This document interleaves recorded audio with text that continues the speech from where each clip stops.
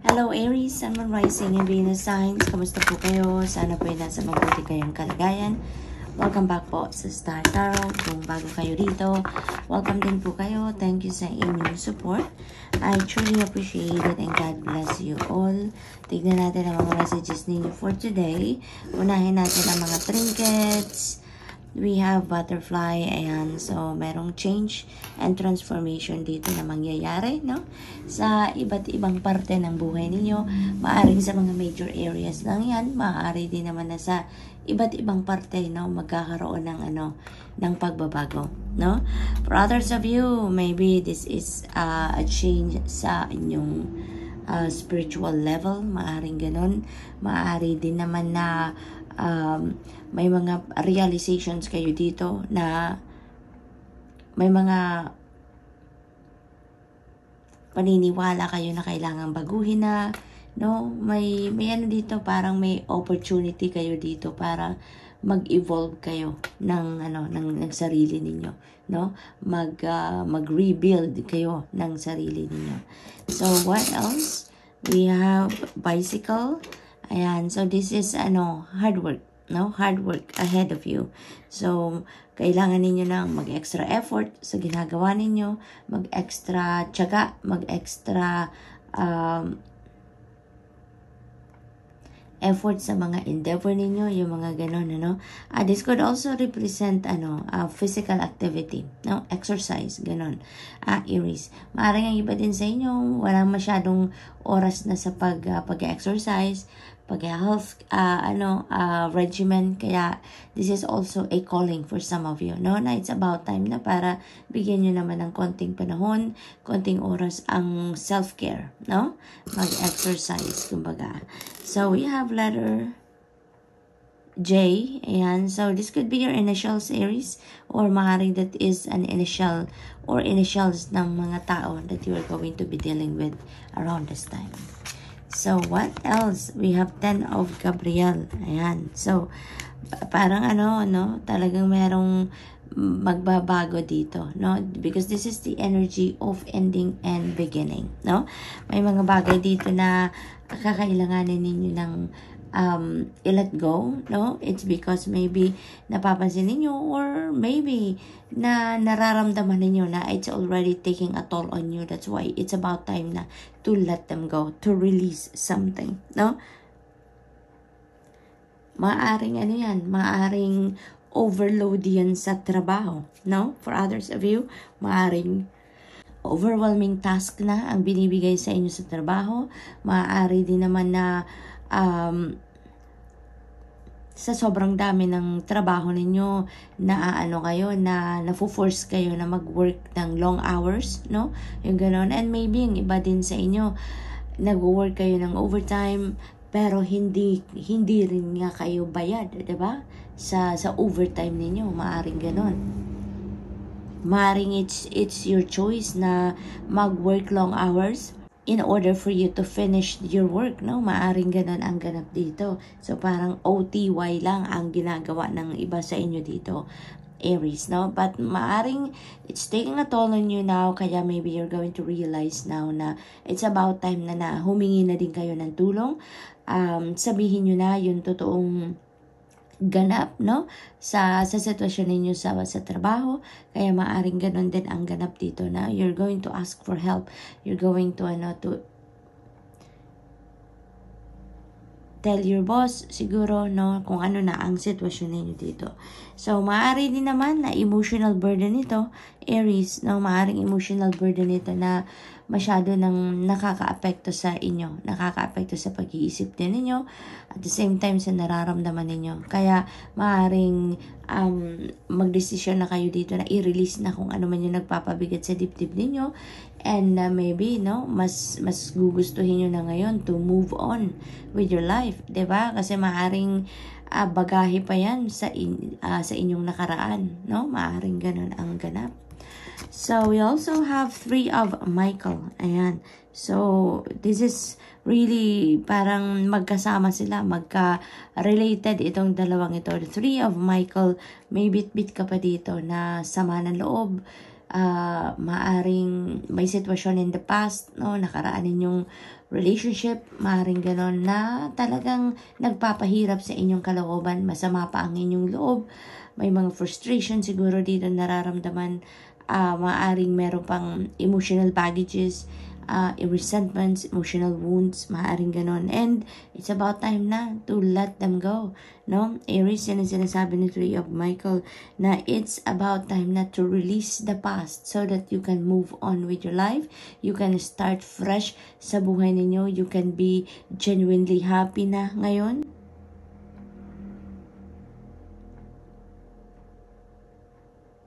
And you can embrace peace, no, and happiness, new life, no, new hope, Aries, no. May kasabihan nga na time heal all wounds, 'di ba?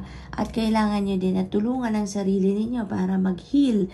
Hindi tayo makakapaghintay na kusa na lang siya, 'di ba? We also need to help ourselves para mag-heal tayo, yung mga ganon.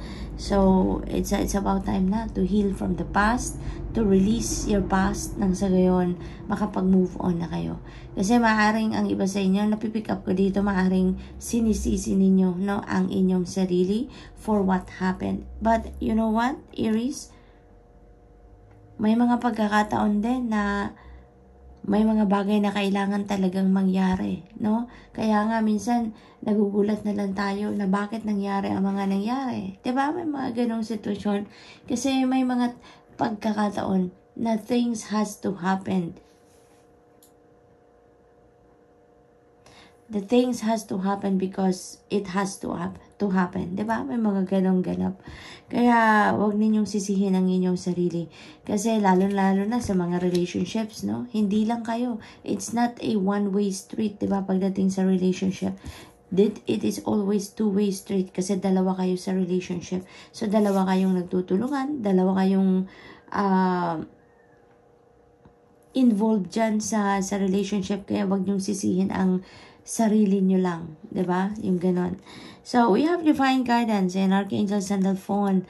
So, maybe may mga ganap dito sa inyo na nakakatanggap kayo ng mga intuitive messages. Siguro may mga signs, synchronicity, symbols kayong nakikita, no? And those are guidance for you ng divine. And maybe it is the guidance for you on how you're going to navigate this situation, Aries. Kaya make sure that you listen to your intuitive messages. Make sure that you tune in to your higher consciousness nang marinig ninyo, ma-pick up ninyo kung ano yung guidance para sa inyo, no? For others of you, maybe you are asking for guidance from spiritual people, from mentors, from spiritual teachers, no, spiritual counselor. Maaring may mga ganong ganapang iba sa inyo. Maaring humihingi kayo ng tulong sa kanila. Maaring nagpapa-advise kayo, naghihingi kayo ng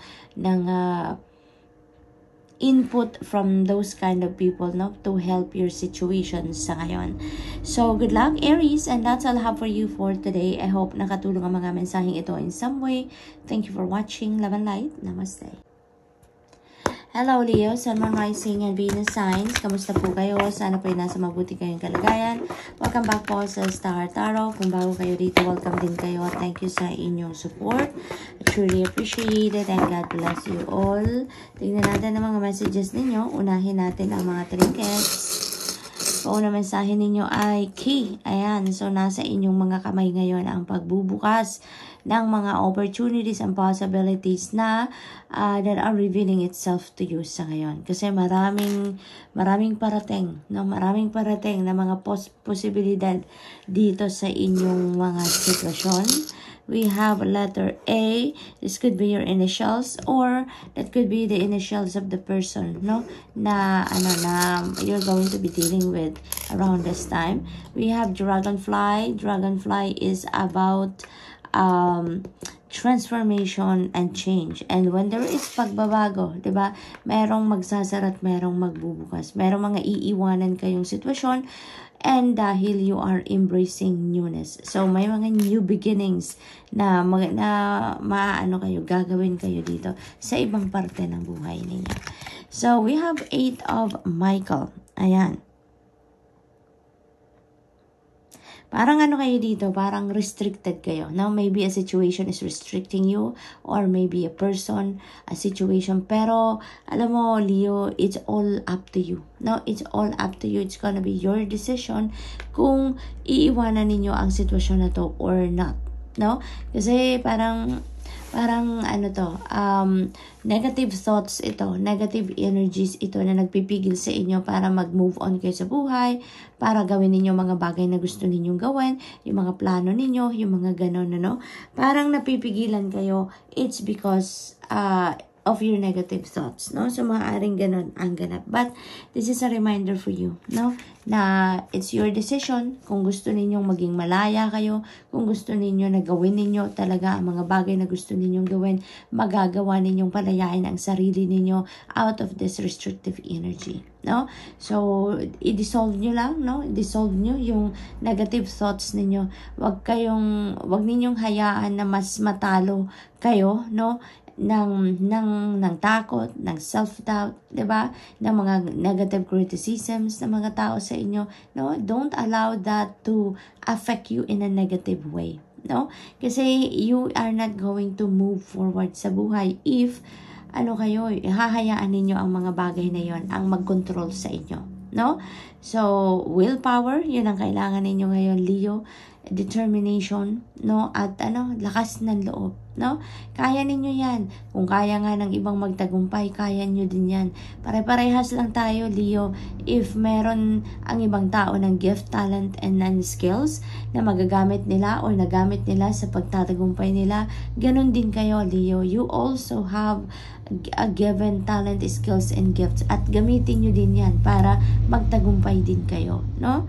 So, wag ninyong isipin na you are not good enough because you are enough. No? You are enough. Wag ninyong isipin na hindi ninyo kayang gawin, magtagumpay, dahil you have all it takes. No? Alalahanin ninyo na you have all it takes also to succeed, just like other people. Okay? So, what else? We have 5 of Raphael. Ayan. So, maaaring may mga talaga kayo dito, no?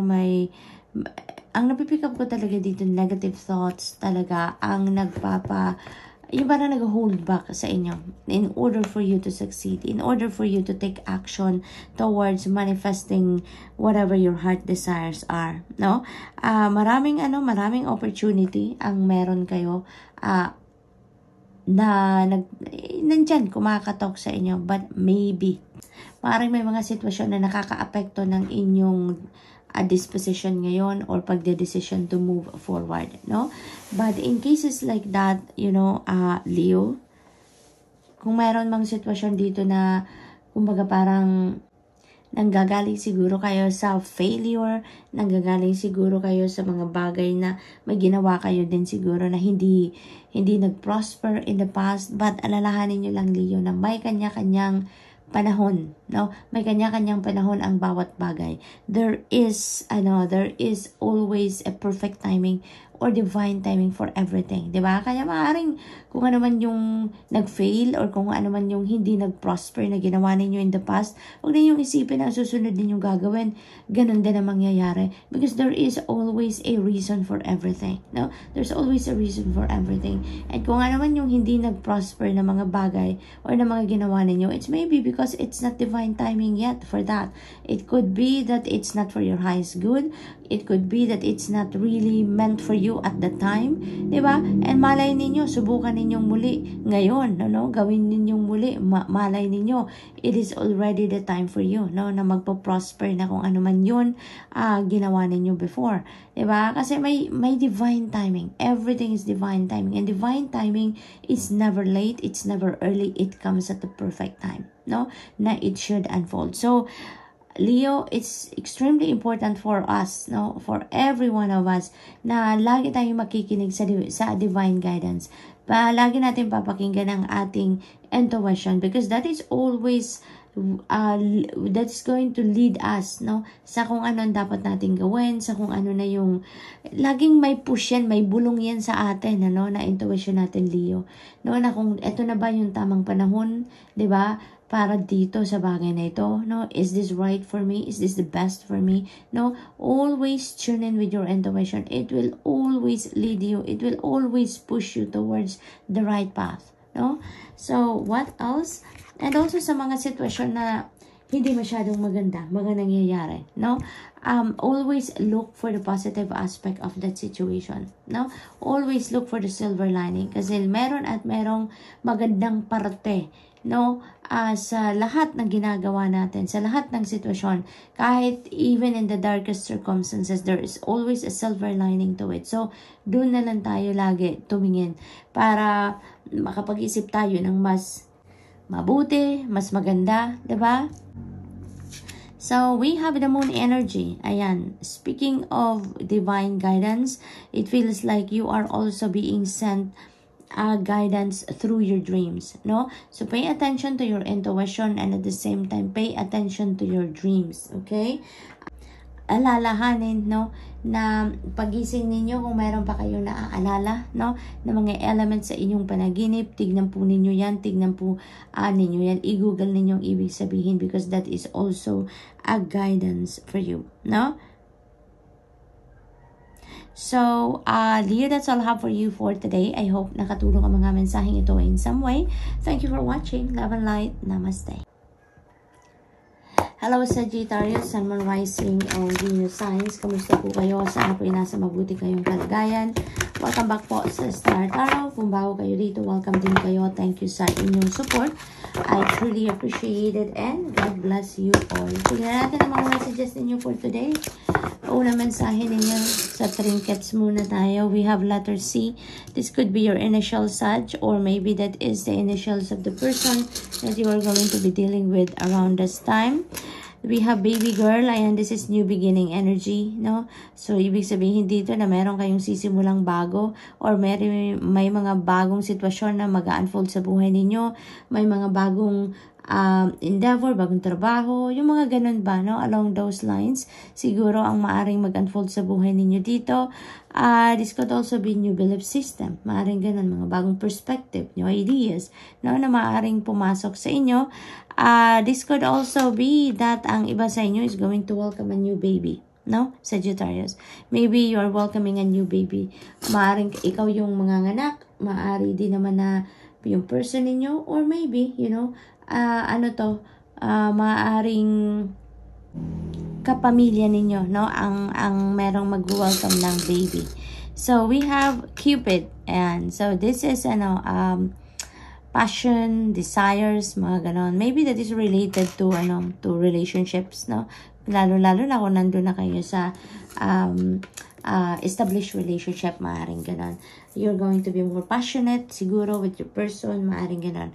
Maaari din naman na merong bagong love connection dito, siguro na mabubuo between you and another person if, kayo, single pa kayo, no? So, Sag, what else? We have 8 of Michael. Ayan. So, make a courageous choice to change your situation. Otherwise, no, you will be stuck sa kung nasaan kayo sa ngayon. Otherwise, you will be stuck sa kung ano man yung kinalalagyan ninyo, no? Kaya yun ang panawagan sa inyo dito, no? Do not be restricted anymore, no? Kasi parang matagal-tagal na kayong parang hindi kayo nagmo-move on, hindi kayo gumagalaw. It's because, you know, you are being prevented by something or maybe prevented by a situation, maaring ganun. Or maybe, napiprevent kayo na mag-move forward kayo sa buhay ninyo. It's because maaring may mga negative criticisms din kayo naririnig. May mga chika siguro kayong naririnig na, alam mo yun, about you. Kaya parang napipigilan kayo, no? Para hindi kayo, again, na makarinig ng kahit anumang hindi maganda, no? Siguro may ganon. But, you know what, Sag? Ang tandaan nyo na lang. Ikaw lang ang tanging nakakaalam kung sino ka, kung ano ang kakayanan mo, no?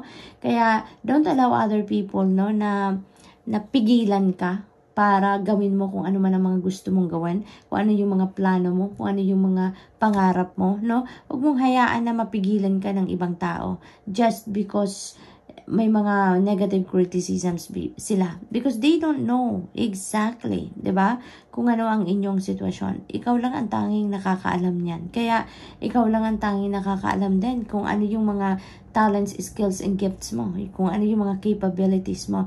You know yourself pretty much, 'di ba? Ikumpara sa ibang tao. Ano ba yung level ng pagkakakilala nila sa iyo? Kaya wag kang magpapadala sa mga sabi-sabi ng ibang tao, no?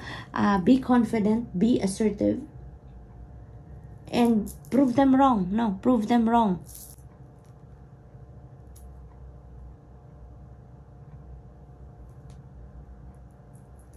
Kaya mong magtagumpay kung pagdidesisyonan mo lang yan, Sagittarius, alright? We have 7 of Ariel, ayan, so, ang iba naman sa inyo dito, you know, you've been patiently waiting. No, you've been patiently waiting for something. Maaring marami na kayong ginawa in the past. Maaring may mga endeavor kayo na parang siguro tatagalan na kayo, no? Maaring gano'n. Parang sinabi siguro ninyo na ginawa ko na ang lahat.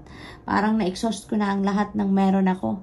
Ginawa ko na ang lahat. Naghihintay na lang ako ng tagumpay, ng mag-harvest ka ng fruit of your labor. Yung gano'n, yung parang natatagalan na ang iba sa inyo. But, you know what?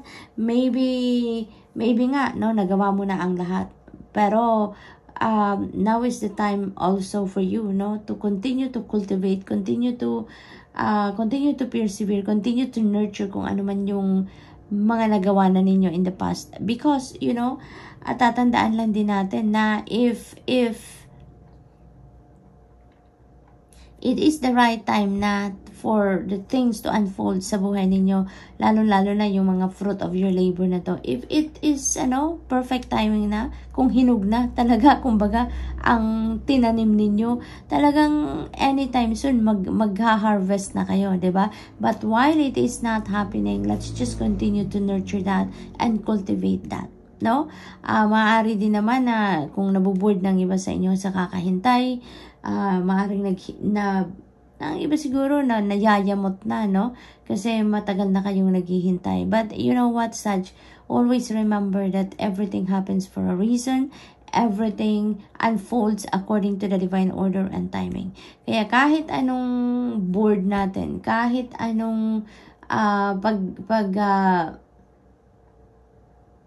mamadali natin na mangyari ang mga dapat mangyari, na gusto nating mangyari, if it's not the right timing yet, hindi talaga yan mangyayari. Di ba mayroon nga kasabihan na kung hindi ukol, hindi bubukol. Di ba? Kaya let's just be patient. No? This is asking for more patience dito because kung ano man yung hinihintay ninyo, that's still in the works. No? That's still in the works. Hindi pa ready yan. Kaya, practice more patience. Practice more patience. And maybe tignan ninyo kung ano na yung mga nagawa ninyo. Pag muni-munihan ninyo yan, maybe siguro baka may hindi pa kayo naiisip na kailangan ninyong gawin. And who knows, diba? Ito talaga yung time para mag-reflect kayo, mag-re-evaluate kayo ng mga ginawa na ninyo, ano na ang mga nangyayari sa ngayon. And maybe you will find out na there's still more that you need to do. Diba? So, instead na mabore tayo, instead na maghintay tayo na maghintay, let's just continue doing what you feel like doing at kung ano pa ang kailangan ninyong gawin, no? And mag-reflect kayo because who knows, may kulang pa nga kayo, may hindi pa kayo nagagawa, diba? So, what else? We have Queen of Michael. Ayan. So, dito naman, ang focus naman ng karamihan talaga sa inyo dito is your trabaho, is your career, no? Or maaaring yun ang kailangan ninyong gawin dito, to focus on those areas more, no? Rather than kung ano man ang ibang bagay, no? Kailangan lang din na may balance tayo, but maybe, no, for some of you, siguro, you are so focused on your relationship, maaaring nabibigyan ninyo na mas maraming oras ang ibang bagay, but your career, maari din ganun ang sitwasyon dito. Yung parang, nabibigyan natin ng mas maraming oras ang iba. Pero yung trabaho natin, yung career natin, parang, oo, nandyan lang yan. Pero hindi natin nabibigyan talaga ng atensyon, kumbaga, no? So, maaaring ganun ang ganap dito. For others of you naman, sigurado na kayo, no? Sigurado kayo, may clarity na kayo dito kung ano ang mga dapat ninyong gagawin, kung ano yung mga dapat ninyong inaasikaso sa ngayon, no? Maaari din kasi na yung 7 of a real, this could be something else.